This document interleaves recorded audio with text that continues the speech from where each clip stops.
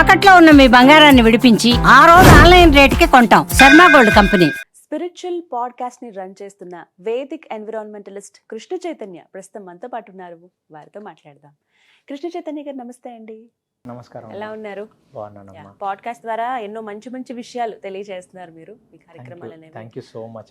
Successful గా అది run అవ్వాలని మనస్ఫూర్తిగా కోరుకుంటున్నాను. అంటే ఇంకా మంచి మంచి విషయాలు తెలియాలి, ఇప్పటి జనరేషన్ కి తెలియాల్సిన అవసరం ఉంది. మీ వంతు బాధ్యతగా మీరు చేస్తున్న కార్యక్రమాలు చాలా బాగున్నాయి. Thank you so much. ఇవాళ నా సందేహం, పెద్ద పెద్ద చదువులు చదువుకుంటారండి వాళ్ళ ఇంట్లో, ఇంకా వాళ్ళ ఫ్యామిలీలో వాళ్ళదే పెద్ద చదువు అన్నట్టుగా ఉన్న వాళ్ళు కూడా ఉన్నారు.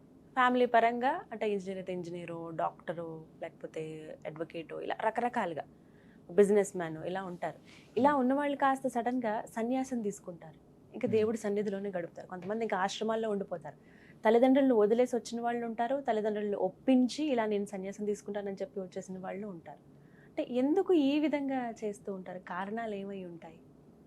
మంచి ప్రశ్న అమ్మా ఇది. కాకపోతే ఈ ట్రెండ్ మనం ఇప్పుడు ఈ మధ్య కాలంలో చాలా ఎక్కువ చూస్తున్నాం. నిజం. కరెక్ట్. అంటే మీరు చాలా సంవత్సరాల కిందట ఆకలి రాజ్యం అని ఒక సినిమా చూసుంటారు. ఢిల్లీలో కమల్ హాసన్ గారు ఒక నలుగురు రూమ్మేట్స్ అందరూ కలిసి నిరుద్యోగ సమస్య భారతదేశాన్ని విపరీతంగా బాధిస్తున్న రోజులు. అలాంటి వాళ్ళు పోనీ తీసుకుంటే ఒక లాజిక్ అనిపించేది మనకి. కానీ ఇప్పుడు బోల్డంతా గ్లోబలైజేషన్ వచ్చేసింది, ఎక్కడ పడితే అక్కడ ట్రావెల్ చేయొచ్చు.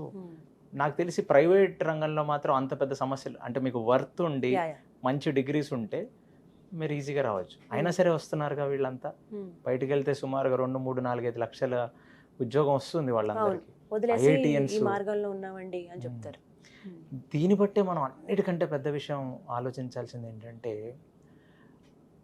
మనం ఈ లైఫ్లో 2 విషయాలు ఉన్నాయి. ఒకటి మెటీరియలిజం, ఒకటి స్పిరిచువలిజం. మెటీరియలిజం అంటే ఏంటి? ఒక మెటీరియల్ నాకు సుఖాన్ని ఇస్తుందని అనుకోవటం మెటీరియలిజం. అంటే ఏదన్నా ఒక వస్తువు, ఏదైనా కావచ్చు. అది ఒక కార్. ఇవాళ నేను ఒక హోండా సిటీలో ఉన్నాను, రేపొద్దున బెంజ్, తర్వాత ఆడి, తర్వాత బెంట్లీ, దాని తర్వాత స్పోర్ట్స్ వర్షన్స్, ఎన్నున్నా ఒకదాని తర్వాత ఒకటి అప్గ్రేడ్ చేస్తూనే వెళ్ళాలి మనం. ఇవాళ మనం ఒక 2 BHKలో ఉన్నాం, తర్వాత 3 BHK, తర్వాత ఇంకా పెద్ద గేటెడ్ కమ్యూనిటీ, తర్వాత విల్లా, తర్వాత బంగ్లో. అంతే కదా. అంటే దీనికి ఎక్కడ కూడా ఒక దగ్గరకు వచ్చి సరే ఇక చాలు అని మనం అనుకోం. మేబీ భోజనానికి అనుకోవచ్చాము. అంటే మీకు మంచి ఒక పంచభక్ష పరాణాలు ఎన్ని పెట్టినా మీ కడుపు నిండి దాని తర్వాత ఇంకా చాలండి, ఇంకా నేను తినలేను, మళ్ళీ నెక్స్ట్ కోటాకి మళ్ళీ రెడీ అయిపోతాం ఒక 6 గంటల్లో 8 గంటల్లో. సో ఏ మెటీరియల్ వస్తువు అయినా ఒక మనిషికి ఒక లెవెల్ని దాటి సుఖం ఇవ్వలేదు. ఇదే మన ఋషులు మునులు, ఇది మీరు ఇవాళ ఒక వింతగా చూస్తున్నారు. కానీ పూర్వకాలంలో రాజులు రాజ్యాలను వదిలేసి సన్యాసం తీసుకున్నవి ఉన్నాయి కదా. వాళ్ళు వానప్రస్థ ఆశ్రమానికి వెళ్ళిపోయేవాళ్ళు. మనం భరతుడి కథ చూస్తాం. అతని రాజ్యం మొత్తం వదిలేసి వెళ్ళి సాధువులతో బ్రతికి దాని తర్వాత ఒక జింక పిల్లని తీసుకొచ్చి అట్రాక్ట్ అయ్యి జింకలా పుడతాడని మనం కథలో వింటాం. పూర్వం ఇది ఒక కోర్స్. వర్ణాశ్రమ ధర్మంలో 4 ఆశ్రమాలు ఉన్నాయి: బ్రహ్మచార్యం, గృహస్థ, వానప్రస్థం, సన్యాసం. ఇవాళ అది మనం చూడం మనం, ఎందుకంటే మన జీవిత కాలం మొత్తం కూడా సంపాదించి సంపాదించి సంపాదించి ఇంకా అతను ఆ రోజు 12 గంటల 50 నిమిషాలకి చనిపోయాడనంటే ఇంకా అతను జీవితం, అతను తర్వాత తరాలు బ్రతికే అంత డబ్బు కూడా అతను ఇంకా బ్యాంక్ అకౌంట్లో ఉంటుంది. కానీ 1 గంట ముందు ఇంకా పరిగెడుతుంటాడు. అవునా? చూస్తాం. లేదు, మనందరం కూడా అంతే కదా. ఇక్కడతో ఆపేద్దాం, 5 కోట్లు లిమిట్ అని మనం మొదలు పెడతాం. ఆపుతాం 5 కోట్ల దగ్గర. ఇప్పుడే 5 కోట్లు వచ్చిందంటే ఇంకా తర్వాత దాని తర్వాత 100 crores క్లబ్ లోకి ఎంటర్ అవ్వాలి. మన చుట్టుపక్కల వాళ్ళందరూ 100 crores లో ఉన్నారు. తర్వాత 1000 crore క్లబ్.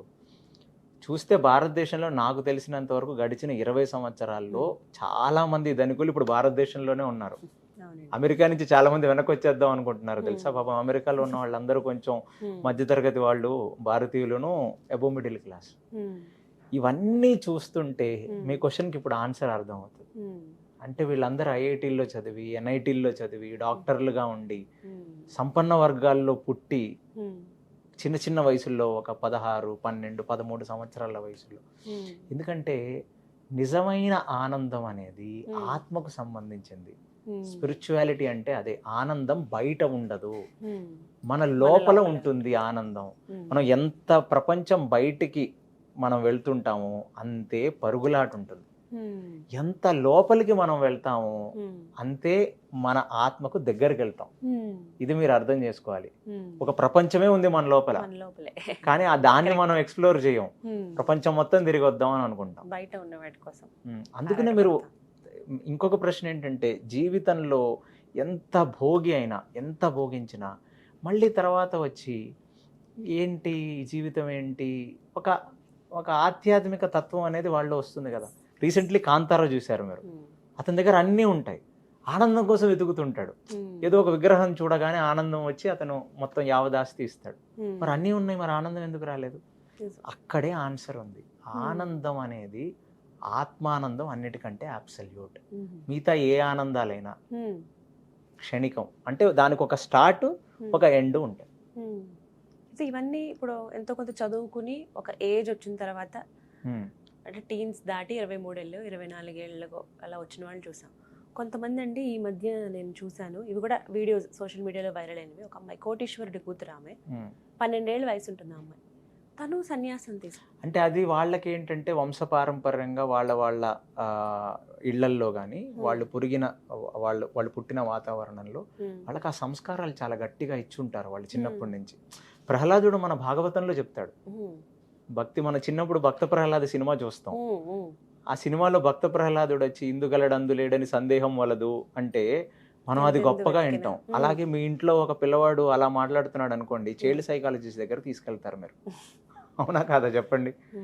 సో అంటే వాళ్ళు అంటే ఒక ఆత్మ ఎన్నో యోనిల నుంచి ఎన్నో జన్మలెత్తి అక్కడి వరకు వస్తుందమ్మా. సో ఇలాగ 10-12 సంవత్సరాల టైంలో వాళ్ళకి అంత వైరాగ్యం వచ్చింది అంటే వాళ్ళు ఖచ్చితంగా పూర్వజన్మల్లో ఒక ఋషులో, ఒక మునులో అలాంటి ఒక ఆత్మ వాళ్ళ సాధనను పూర్తి చేయటానికి మాత్రమే ఈ దేహం తీసుకున్నారు వాళ్ళు. అందుకనే ప్రహ్లాదుడు చెప్తాడు ఏంటంటే, మనం ఎప్పుడైనా ఒక మంచి పని అంటే ఈ భక్తి, ఈ మోక్ష సాధన అనేది, పండు ముసలివాడైన తర్వాత ఏం చేస్తావు? అప్పుడు తిన్నదే అరగదు కదా నీకు. అంటే ఇంద్రియాలన్నీ గట్టిగా ఉన్నప్పుడు, బలం బాగా ఉన్నప్పుడు నువ్వేం చేసావు? భోగం చేసావు. అదన్నీ చితికలు పడ్డ తర్వాత నువ్వు భగవంతుడి దగ్గరికి వెళ్దామని అనుకుంటావు. అప్పుడు వెళ్తే ఎలా చేరుకుంటావు? అప్పుడు నీ దగ్గర ఓపిక ఉండదు కదా. కాబట్టి ఎంగేజ్లోనే మొదలు పెట్టాలి అనేది మన హిందూ సంస్కృతిలో, భాగవతంలో ప్రహ్లాదుడు చెప్తాడు. ధ్రువుడు, ప్రహ్లాదుడు, వీళ్ళందరూ చిన్న చిన్న వాళ్లే కదమ్మా వాళ్ళందరూ. సో ఇది మళ్ళీ ఇప్పుడు ఎందుకు వస్తుందంటే, ఈ సో కాల్డ్ మెటీరియలిజం, గ్లోబలిజం, ఇందులో వెళ్ళి చాలా మంది వెక్స్ అయిపోయారు. ఇది మనకు ఆనందం ఇవ్వదని వాళ్ళు తెలుసుకుంటున్నారు ముందే. అందుకనే వాళ్ళ లోపలికి వెళ్ళి వాళ్ళు చూసుకుందాం అని ఆ లోపలి ప్రయాణం మొదలు పెడుతున్నారు వాళ్ళు. సో ఖచ్చితంగా ఇక్కడైతే ఆనందానికి ఎన్నో ఉదాహరణలు ఉన్నాయి మన శాస్త్రాల్లో. కానీ ఒక రాజు విపరీతమైన ఆనందంగా చనిపోయాడనో, ఒక పెద్ద రాజు, చక్రవర్తులు ఆనందంగా ఉన్నారనేది మనం చూడలేదు. వాళ్ళు కూడా అవన్నీ వదిలేసి మళ్ళీ అరణ్యాలకు వెళ్ళారు. అంటే నిజమైన ఆనందం మన లోపల ఉంది. దాన్ని ఎంత తొందరగా మనం ఈ రన్నింగ్ రేస్ ఆపి, ఎంత తొందరగా మనం మన లోపలికి వెళ్ళటం మొదలు పెడతాము, అప్పుడే ఒక మనిషి జీవితానికి సార్థకత్వం. ఆధ్యాత్మికతను మనం తెలుసుకోవాలి, మనలో ఎంత ఉందని. అది వస్తుంది మీరే. అంటే కొంతకాలం, అంటే రన్నింగ్ రేస్ మొదలు పెట్టారు అనుకోండి, ఎక్కడో అక్కడ మీరు వెళ్ళిన తర్వాత కొంచెం దప్పిక, కొంచెం ఆయాసం వస్తుంది కదా మీకు.